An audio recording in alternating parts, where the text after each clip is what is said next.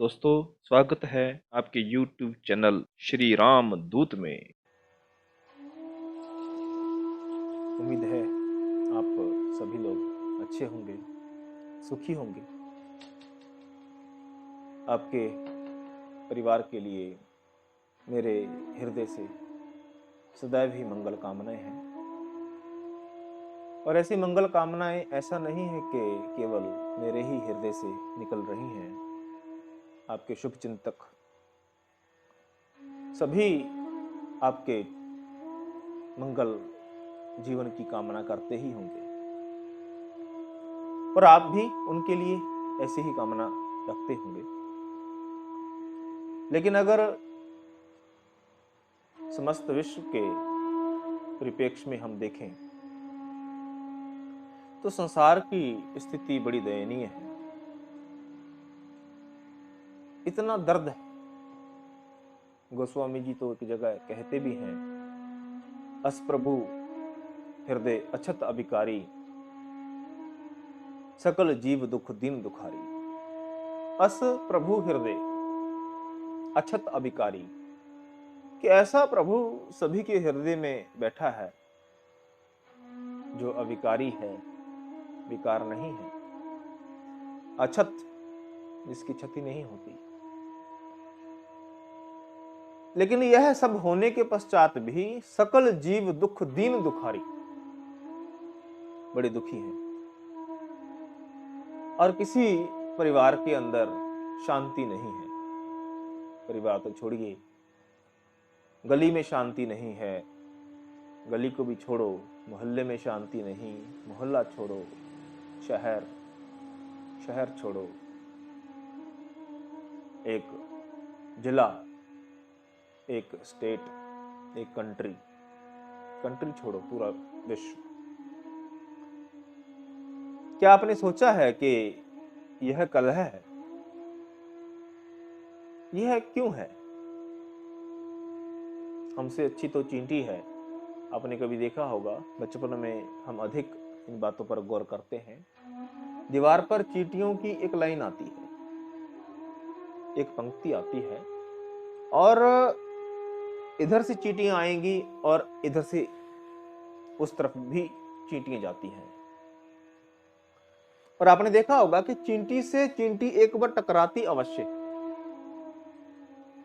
और टकराने के पश्चात अगर इनके स्थान पर हम बाहर जाएं, किसी से टकरा जाएं, तो आप समझते हैं कि हमारी वाणी बड़ी अशोभनीय होती है। शायद इतनी अशोभनीय हो कि वहां झगड़ा इस हद तक पहुंच जाए कि हमारा जीवन ही ना रहे। ऐसा होता है। चींटी जैसे ही दूसरी चींटी से टकराती है, पता नहीं बातचीत क्या होती है, ये तो पता नहीं, लेकिन कभी झगड़ते नहीं देखा उनको, नहीं देखा कभी। बड़ी समझदार है, कोई कलह नहीं है।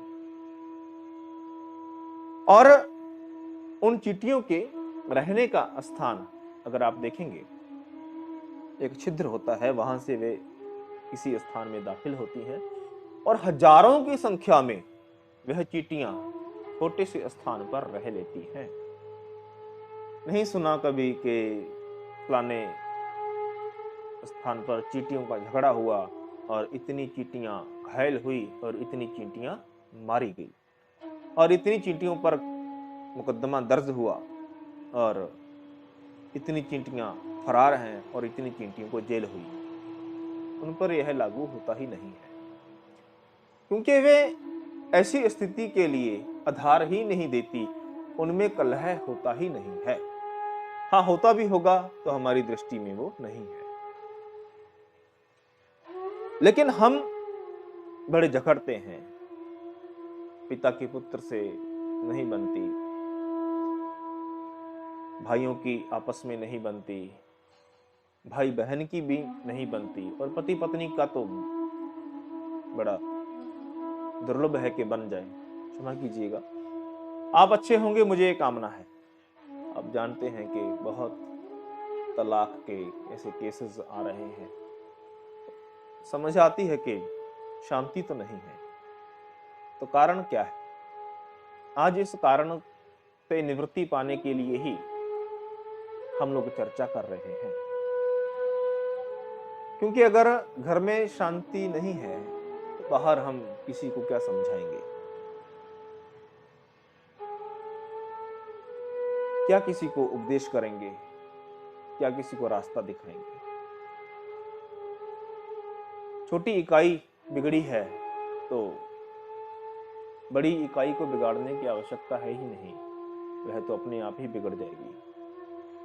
तो पारिवारिक इकाई सुंदर बने, टिकाऊ बने, स्थिर बने और प्रेम सबके अंदर हो, तो ऐसा नहीं कि यह संभव नहीं है, संभव है, लेकिन हमें कौन बताएगा। तो मैं समझता हूं कि भगवान शंकर का जो परिवार है, क्या सुंदर अद्वितीय संदेश भगवान शंकर के परिवार में हमको मिल रहा है, और हमने इस पर कभी विचार ही नहीं किया। आज करते हैं, और मैं नहीं समझता कि आपने भगवान शंकर के इस अनोखे से, विचित्र से दिखने वाले पहलुओं पर कभी नजर नहीं दौड़ाई होगी, बिल्कुल देखा होगा, लेकिन वह केवल आंखों से देखा है, चिंतन से या मंथन की दृष्टि से आपने नहीं देखा। आज मंथन करते हैं। अब देखिए, भगवान शंकर हैं, उनकी अर्धांगिनी है माता पार्वती जी, जो साक्षात जगदम्बा है। उनके दो पुत्र हैं, श्री गणेश जी हैं, श्री कार्तिकेय जी हैं। और केवल इतना ही नहीं, इन चारों के सिवा परिवार में और भी है। कौन? भगवान शंकर के वाहन बाबा नंदी जी हैं, और माँ पार्वती जी, उनके वाहन शेर हैं, सिंह। और कार्तिकेय जी, उनके वाहन मोर हैं, और हमारे गणेश जी, उनके वाहन मूषक हैं, चूहा। तो 8 सदस्यों का यह परिवार है, और एक 9वें सदस्य और हैं जिन पर हमने अभी चर्चा नहीं की, जिनका स्वभाव झगड़ालू ही है, और वे हैं भगवान शंकर के गले में लिपटे हुए विषैले सर्प। भगवान शंकर के परिवार में माँ पार्वती हैं, और पार्वती माता का जो वाहन है वो शेर है, और भगवान शंकर का वाहन बैल है। और आप इतना तो जानते होंगे कि अगर शेर के समक्ष बैल आ जाए तो शेर नहीं छोड़ता, वह अपना आहार बनाकर के ही छोड़ेगा, क्योंकि शेर को बैल अतिशय प्रिय होता है। लेकिन भगवान शिव के परिवार के इतिहास में एक भी ऐसी घटना नहीं है जब सुना हो कि भगवान शंकर और मां पार्वती कहीं विहार करने गए हैं और पीछे से शेर ने भगवान शंकर के बैल को आहार बना लिया। एक भी ऐसा केस नहीं है। कमाल है, जबकि इन दोनों के बीच में जन्मजात शत्रुता है। आप इस तथ्य को अवश्य गौर करें। कहना नहीं पड़ेगा कि बैल आ गया खाओ, शेर स्वतः ही बैल पर झपटेगा, लेकिन यहां पर झपटता नहीं है। अपना जन्मजात स्वभाव शेर ने त्याग दिया। थोड़ा रिसर्च का विषय है कि शेर अपना स्वभाव क्यों त्यागता है। तो क्या कोई वैज्ञानिक ऐसा कारण बता सकते हैं? उनके पास कोई ऐसा मापदंड नहीं है, वो नहीं बता पाएंगे। और केवल इतना ही नहीं, आप थोड़ा सा एक और पहलू देखें। जो अन्य जीव हैं भगवान शिव के परिवार में। भगवान शंकर के गले में सर्प है, आप सभी देखते हैं। और सर्प को सबसे प्रिय कौन सा जीव होता है? मूषक, चूहा। और सर्प तो सच कहूं तो रहता भी चूहे की ही बिल में है। सर्प का अपना घर नहीं होता, चूहे की बिल होती है। सर्प उस चूहे पर आक्रमण करता है, उसको अपना आहार बनाता है और उसकी बिल पर कब्जा कर लेता है। यह उसका सिद्धांत है। और चूहा सर्प से बच जाए, यह संभव ही नहीं है। आप लाख मनाओ सर्प को कि भाई साहब यह हमारा चूहा है, आप इसको खाइएगा मत, तो आपके लाख सुंदर उपदेश हों, वह भी निष्क्रिय हो जाएंगे सर्प के समक्ष। लेकिन बड़ी विचित्र सी यह गाथा है कि भगवान शंकर, मां पार्वती, गणेश जी अथवा कार्तिकेय जी अगर कहीं बाहर हैं तो मौका पाकर कभी भी सर्प ने अपनी मर्यादा को नहीं लांघा। और ना ही ऐसा कभी वर्णन है कि सर्प का मन तो था लेकिन भगवान शंकर के भय के कारण गणेश जी के चूहे को नहीं खाया। पता नहीं वहां पर ऐसा क्या है कि सर्प चूहे के प्रति वह आकर्षण और शत्रुता स्वतः ही खो देता है। अब क्या कहेंगे आप, क्यों होता है? चर्चा करते हैं। फिर आप देखिए,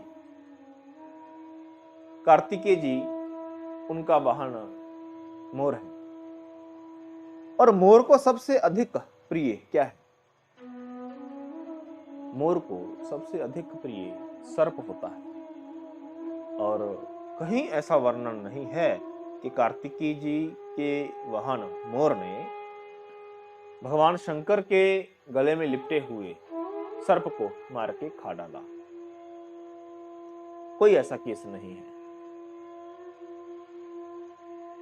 कोई ऐसी अनहोनी वहां पर नहीं घट रही। तो इस सब के पीछे कारण क्या? अब हम इस विषय पर चिंतन करते हैं। सज्जनों, इसके पीछे कारण यह है कि अगर आपने मोतियों को देखा होगा तो मोती के ऊपर मोती और उसके ऊपर मोती, उसके ऊपर मोती, यह कभी टिकते नहीं है। आप रख करके देखिए, नहीं टिकेंगे। लेकिन अगर बीच में से एक धागा डाल दिया जाए तो मोती एक दूसरे के साथ जुड़ जाते हैं। यही एक सिद्धांत है जो भगवान शंकर के पारिवारिक सदस्य उसका अनुसरण करते हैं। कौन सा सिद्धांत, कौन सा मंत्र? कि भले ही उनके वाहनों में जन्मजात शत्रुता हो और उनमें आपस में बैठने का कभी आप सोच भी नहीं सकते, आप कल्पना नहीं कर सकते, लेकिन वो जुड़े नहीं, झगड़ते। कारण क्या है कि उनके बीच में एक महान सत्ता जो मोतियों के बीच धागे का काम करती है, वे ईश्वर उनकी सोच में विद्यमान है, उनके विचारों को आपस में पिरोए हुए हैं, बांधे हुए हैं। केवल भगवान शंकर की उपस्थिति से, उनके वहां पर होने से और सभी के द्वारा उनके सिद्धांतों का अनुसरण करने से